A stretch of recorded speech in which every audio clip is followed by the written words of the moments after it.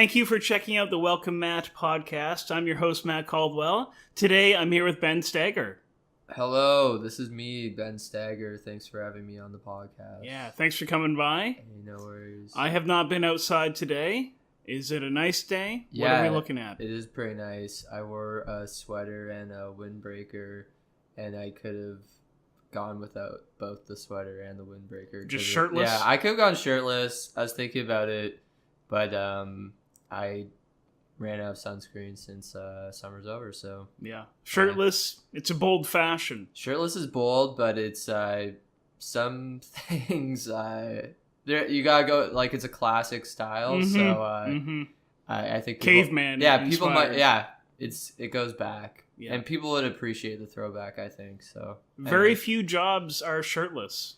There are very few jobs that are shirtless, but I think that the ones that don't require a shirt are important to keep our society productive. You gotta keep balance. Yeah, I'm only thinking of a few that come to mind. Lifeguard is one.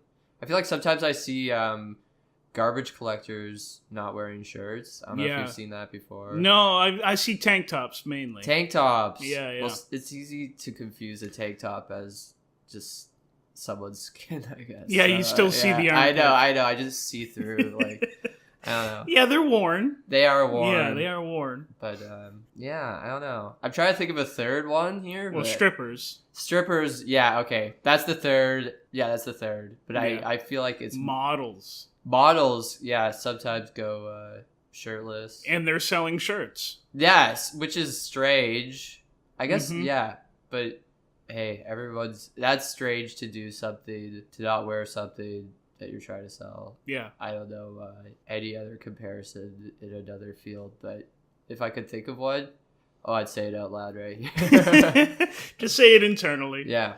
All right. Ben, of course, is a member of the Toronto Make Me Laughs. Oh, yeah. Yeah, a sketch group working in Toronto. Yeah. You do mainly music or all music? Is it all music or is there some... All biting, political, song, parodies, covering current, past, and maybe even future politicians, I guess. Yeah, it's fun. So, do you keep up to date with politics? Not at all. Not really. I don't know. We just like kind of see a song and then just fill in the blanks with some rhymes. Maybe like I read like headlines, but I don't know. I should read more. I should stay more informed. But like for the Make Me Laughs, who needs to be informed? I guess. What are some of the songs that you've covered? Tub Thumping by Chumbawamba. Instead of I get knocked down and I get up again, you're never gonna get me down.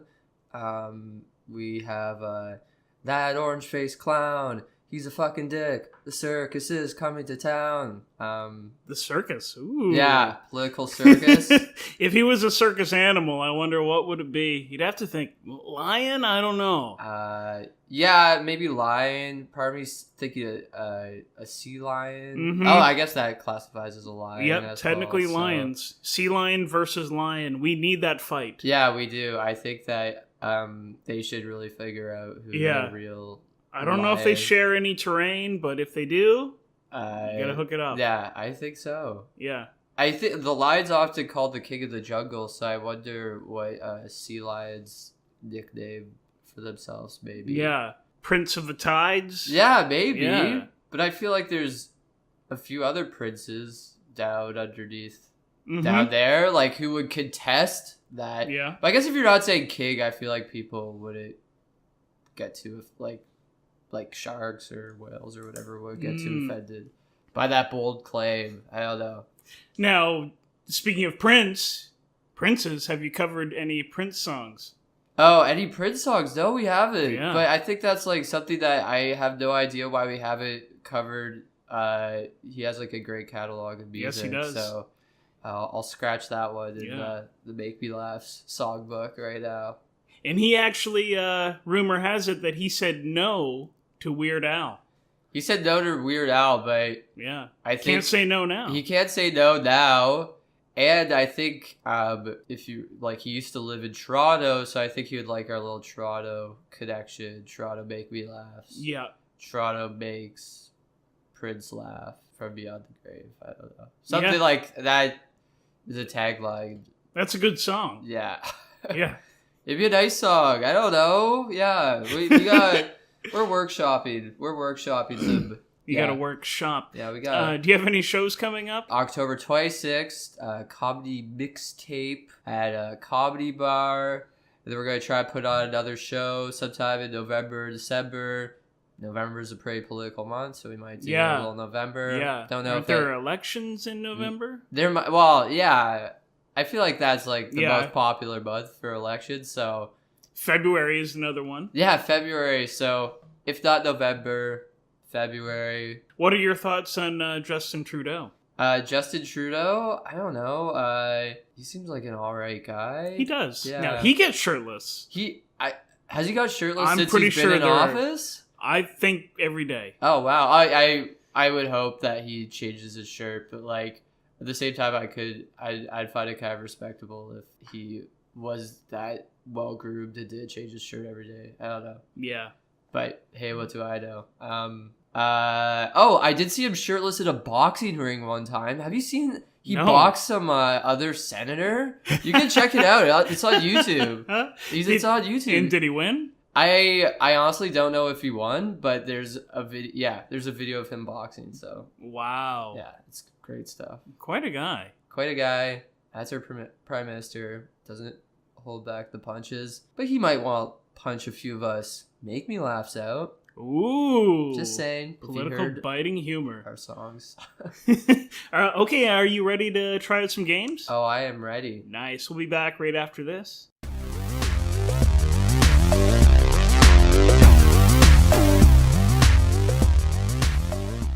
We're back on the welcome mat with Ben Steger, and the first game that we're going to try today is a novelty. Okay, here we go. Are you ready?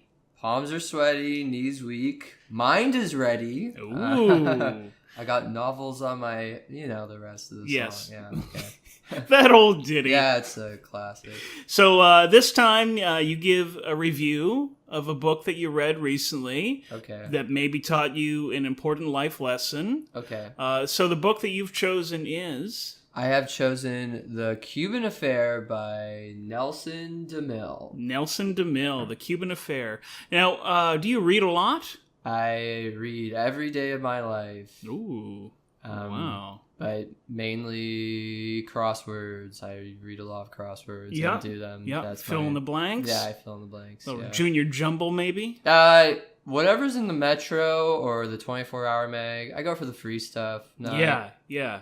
Not quite the anthologies of crosswords as they have those, but so the Cuban Affair, have you read any Nelson DeMille books or crosswords before? I have not read any of his books, and if he did a crossword I might have not known that it was him who actually wrote it. But I feel like I've done a lot of crosswords and online crosswords that I could pass by a DeMille and just not notice. Yeah.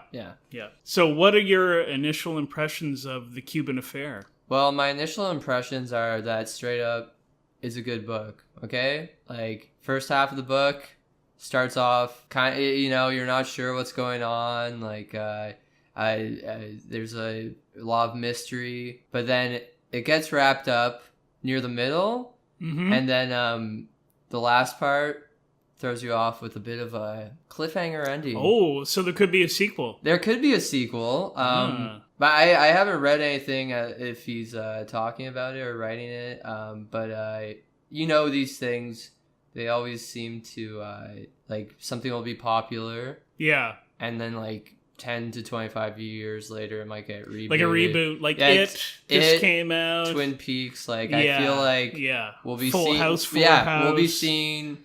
the Cuban Affair, or the Cuban Affair, The Return, or maybe just a reboot. That's one thing I feel like you never see is like someone reboots a novel, just like tries to rewrite it, and I feel like I might try to rewrite this one. So yeah, that's a bold statement. It's a bold statement for a bold reader, I would say. Now, is this set in Cuba? I've never been. I'm curious. No, the thing is, it's actually set in Canada. Okay. and it's about during the time of what is that called, the Cuban Missile Crisis, and stuff like that. I think that was in the early to mid 2000s. Early to mid 2000s, yes. So Prime Minister Paul Martin was figuring out if he should put an embargo on Cuban goods, trade embargo, and it's all about one of the Cuban officials. It was one of the Castros. It wasn't Fidel. It wasn't Raul. Henry Castro, diplomat from Cuba. He comes up to Canada, and it's an affair. It's not like a sexual affair or anything like that. That's too bad. I know that's what a lot of people think when they're about to read the book. Yeah, but it's more or less like this is a secret friendship affair. It's pretty much about a boys' weekend. That's what it's about. Paul Martin, Henry Castro, they go out together and figure out, is this embargo going to happen or is it not? So they go golfing. They go golfing in Maryhill, Ontario. Yep, that's where it starts off. It starts off actually on a golf course. They're just and then they go back in time. They go back in time. Yeah, to flash forward. Yeah, there's lots of flash forwards. That's a typical DeMille. Yeah, DeMille thing. Yeah, DeMille. I get my V's and my M's mixed up. It'll happen. Yeah, flash forwards, flash backwards, a lot of those. So like most people would get kind of confused when they start reading it, but once you start reading it, it's kind of like it's kind of one of those things where it's satisfying for the reader because the pieces start coming together and it feels like you're doing work, which not a lot of authors, like some authors, they just like lay it all down for you. But DeMille, he's like, here's a shovel, start digging your 6 foot hole, like 6 by 6 by 6. Yeah, 6 by 6. Lots of sixes. Lots of Louis Sakar allusions in it, like to holes. I heard that the Cuban Affair was actually... he was very inspired. He saw the movie Holes. You ever see that, like, based on the book? No, I've never seen Holes. I saw Tremors. Oh, Holes, Tremors.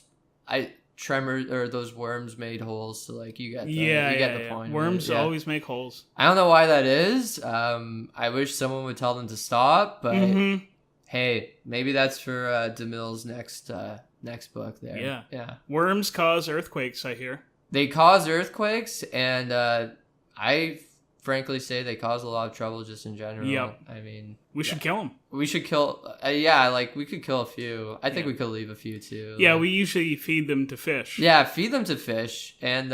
very elaborate killing. Yeah, that's kind of a weird... Like Bond villain. Very specific... I would say, I don't know what the percentage of worms that get killed by fish is. Probably 100. 100% of worms? Yeah. You don't think any worms die? Well, birds, too. Okay. Yeah, I think that could maybe be a 50 split then. Yeah, like 50-50. 50, at least... Fish and birds. Yeah, fish and birds. At least, like, you know what to watch out for, where us humans, it could be anything. All right. Yeah. So the Cuban Affair, who is the point of view? Is this written in the first person? Are we inside the brain of the Paul Martin we're inside Henry the brain. Castro? It's from Paul Martin's point of view, which is interesting because, as we know, DeMille's an American author, so I feel like he did a lot of research. He must have went over Paul Martin's Wikipedia page at least 7 to 8 times. I want to say, like, citation needed. Yeah, there are a few citations in it as well. I mean, like, it's interesting when you're doing sort of historical fiction, you gotta keep things cited. So okay, yeah. The winners write history. Have you heard that before? I have never heard that line in my life, but I would say he's a winner and currently on the NYT bestseller list. So of course, if that's not winning, hell, I don't know what is. So. Yeah. Now, what is the life lesson that you took away from this book? See, some people might think this is a cliche life lesson, especially given the medium of what this story was in. Medium is the message. Who said that? Alexander Graham Bell. Yep. Exactly. So medium is the message. The message that this story has kind of ties back to what it is. I would like to say the message is, do not judge a book by its pages. Exactly. Yeah. So DeMille, he goes back to one of those age-old sayings that we all know and love. He really makes it not just about Cuban Missile Crisis, embargoes, affairs. He makes it about, hey, you see someone, you think they're one thing, flip open to page 55 and you're gonna make your own you're mystery. gonna see another thing. So yeah, that's what he's saying. Don't judge a book by its cover.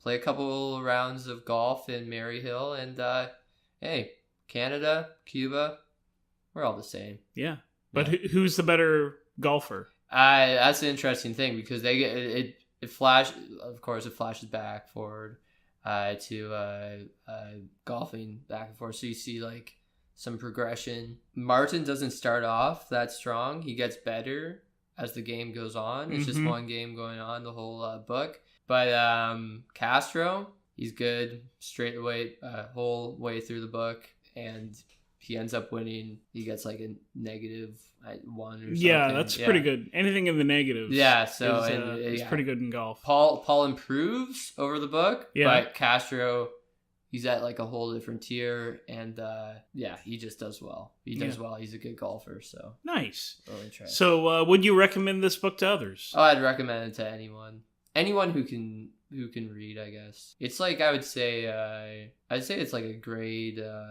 Like high school students, I would say should read it every year from grade 9 to 12. Yeah, it should. Yeah, they should have a Cuban Affair month or a few months. They should read it semester one in December, semester 2 May, June. Yeah, just to keep themselves level-headed, I would say. So read it in history class. Yeah, because it's history. Yeah, and read it in English class.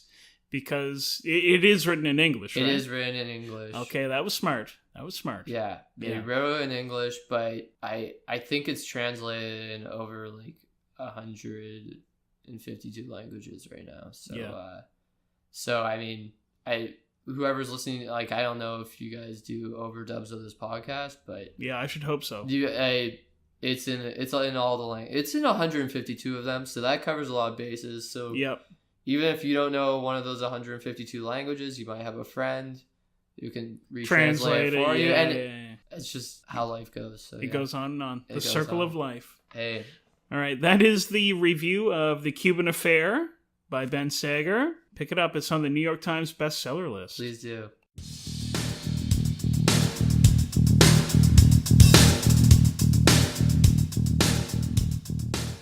We're back on the welcome mat with Ben Stager, and next we're going to try out Unventional. Okay. Yeah, it's a game that only I think one other person has tried.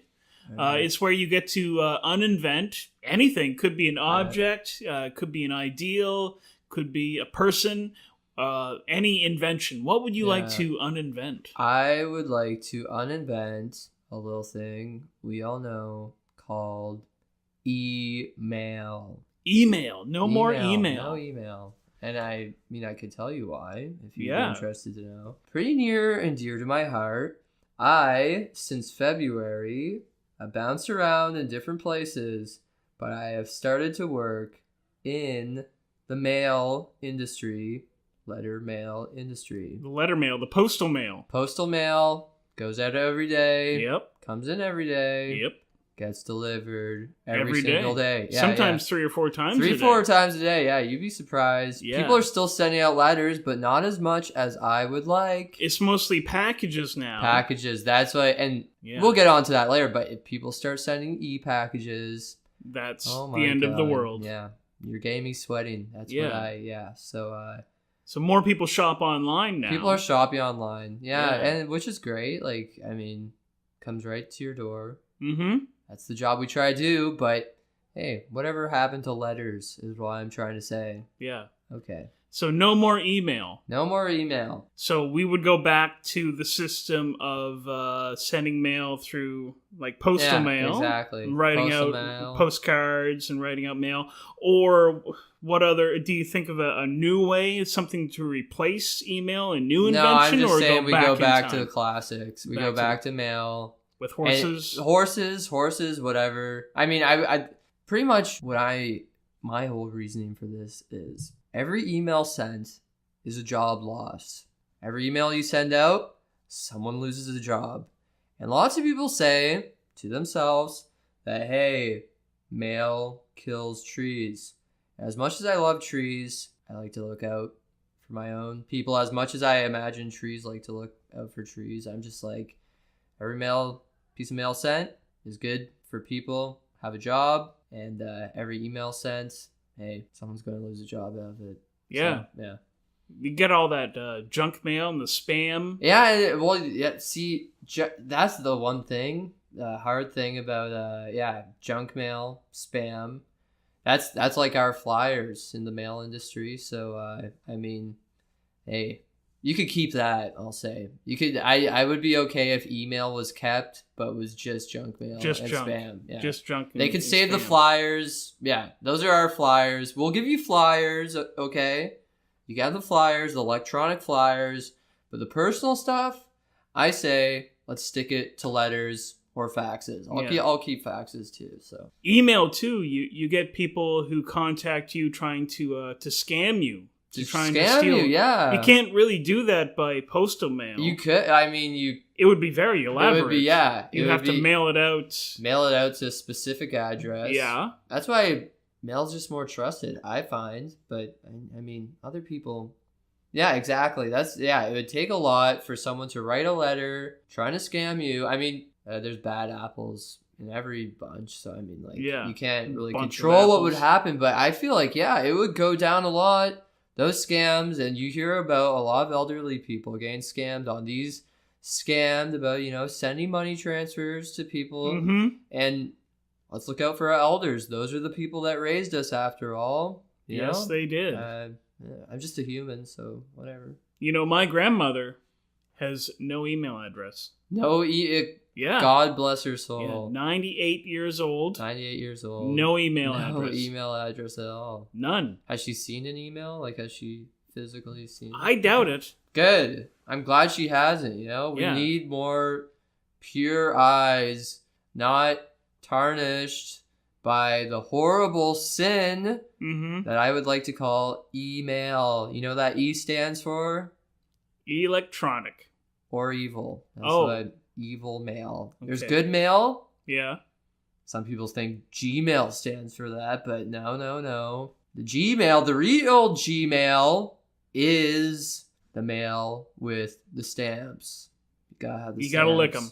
You gotta lick them. Yeah, it's fun. It's good for you. It's good for you. Good old-fashioned fun. Good. You don't know how many nutrients are in every stamp. I think they should make stamps flavored. I think that is one thing that could get people turned back on into stamps. So, I think... cherry stamps. Cherry stamps, grape stamps. Yep.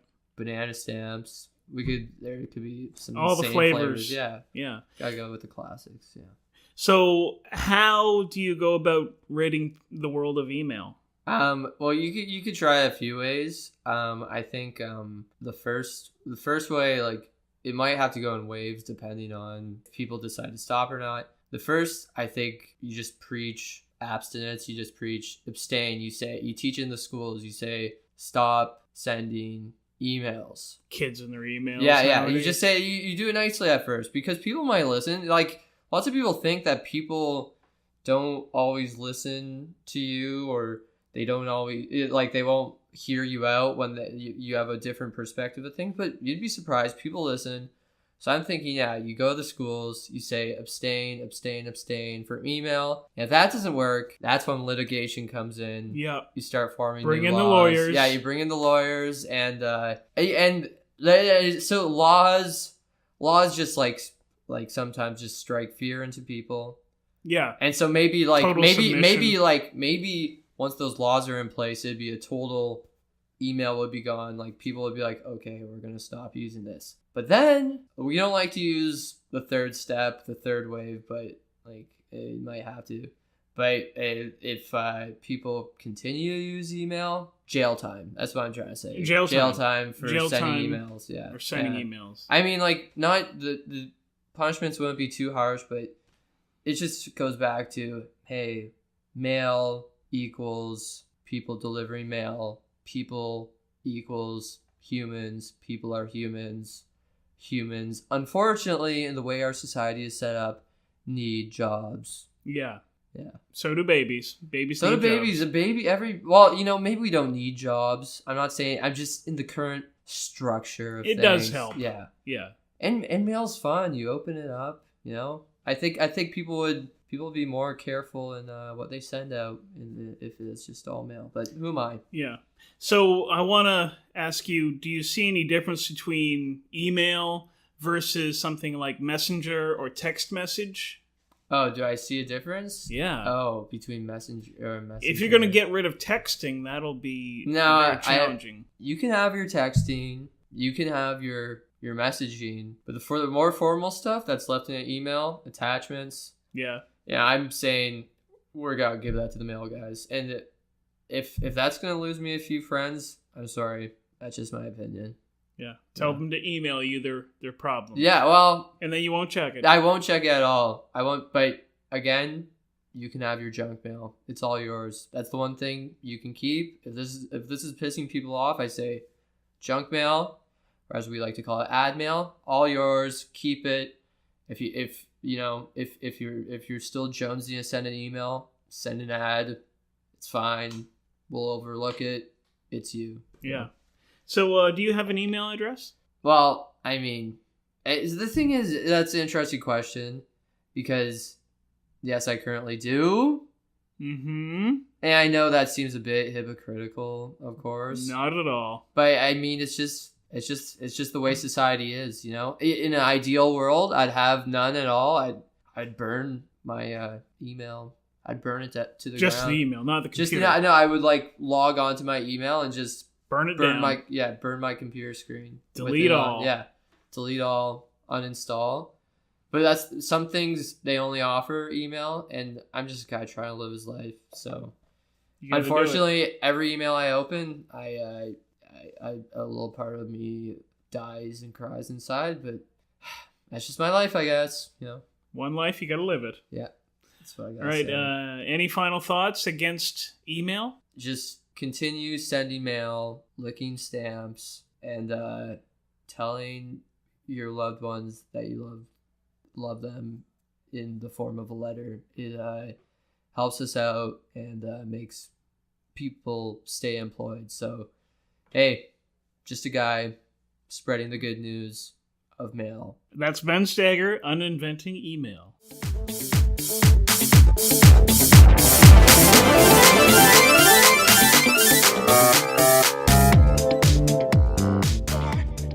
Back on the welcome mat. I'm your host, Matt Caldwell. Today I'm here with Ben Stagger.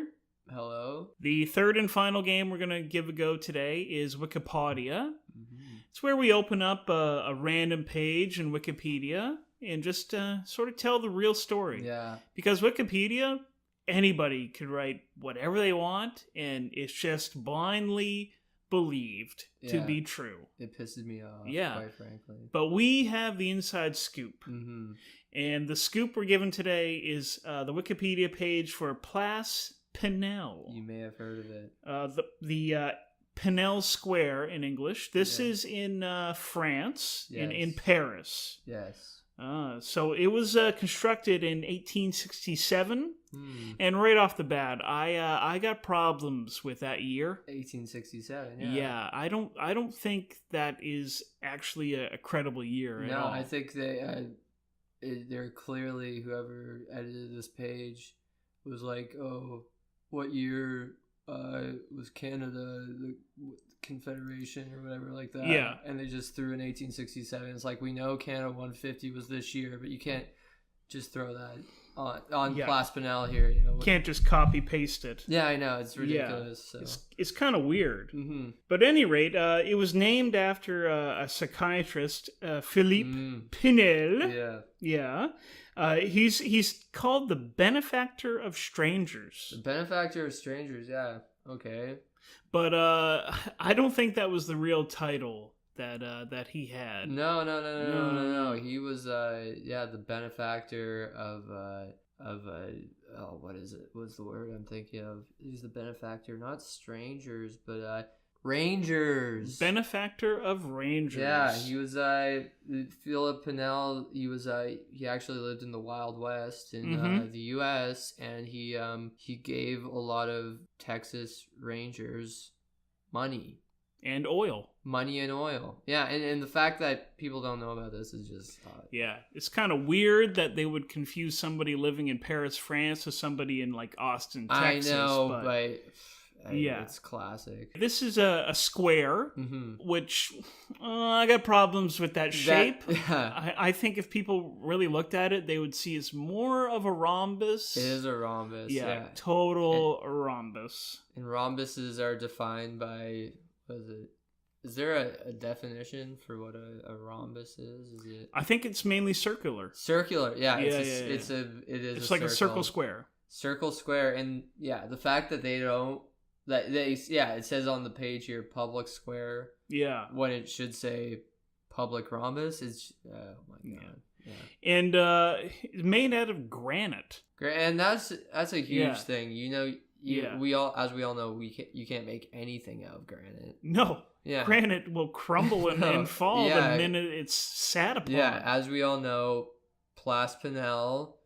Strictly made of linoleum. We know that's what shiny linoleum. Linoleum, yeah. I mean, that's why all the linoleum factories are all over Paris. I know it's you like both columns of the Arc de Triomphe inside there. It's packed full of linoleum workers. So yeah.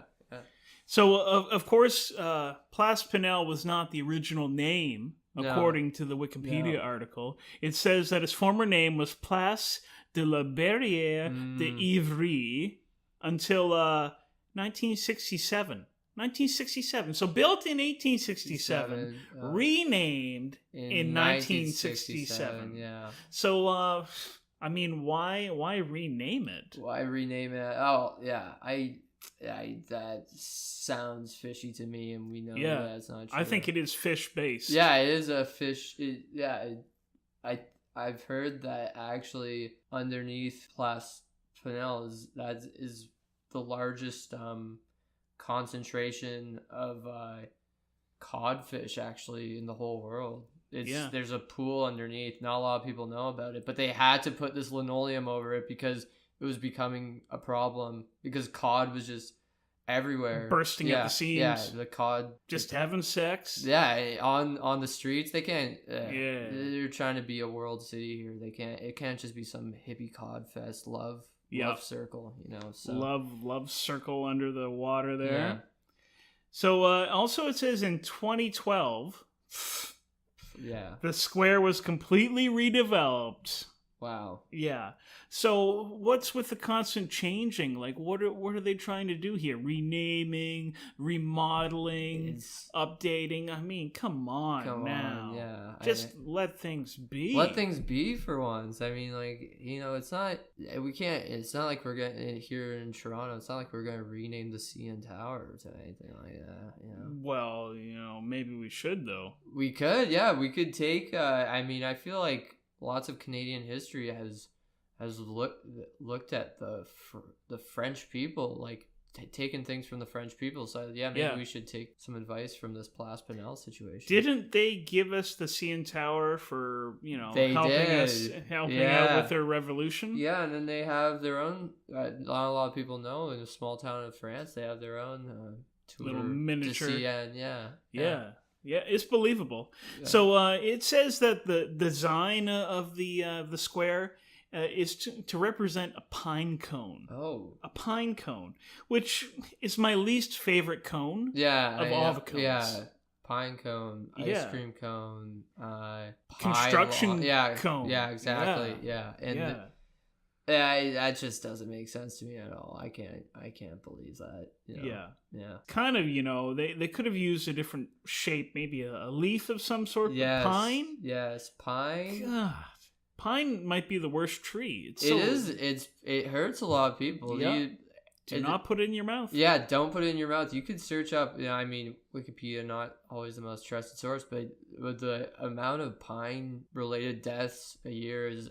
At least 3. And every death breaks my heart. To be quite honest, so I mean, Crushing those cones. Crushing the cones. And Yeah. hey. So another thing it says about it is the area. It's 64.6 meters. Oh, 64.6 meters. In diameter. In diameter. Yeah, I don't trust diameters. Yeah, we don't trust diameters. Yeah. Strictly radius, guys. You got to do the radius. Radius, like... The whole circumference. Yeah, you get the pi equals... Or pi r squared to get... Pi... To get diameter, and let's just trash that formula to begin with. Yep. I mean, it's only care about the radii of this square or circle. And see, this really... When they're talking diameter here, Mm-hmm. and they're saying it's a square, that's how we know something's fishy going on, because we know that it is indeed a rhombus circle. So yeah, That's how we know there's fish in the basement. yeah, it's true. Yep. It's all coming together. So it, of course, it's close to a hospital, too. Oh. Hospital de la Salpêtrière, which Okay. is French. Which is French, Yes. yeah. I mean, Yeah.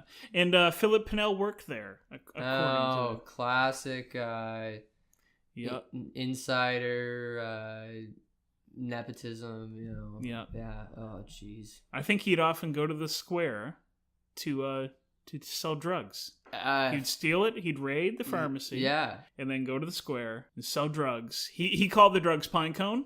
But Yeah. we know what he was stuffing in those pine cones, as they call them. Yeah, Rufus. I don't even want... Yeah, it exactly. And jeez Louise. Yeah. So this place is always changing. But what do you see next for the Place Pinel? And they did name change. They updated the look of it. What do you think is next to happen? You gotta get a mini ramp, quarter pipe in there, and turn it into a skate park for the kids. You know, that's what I think.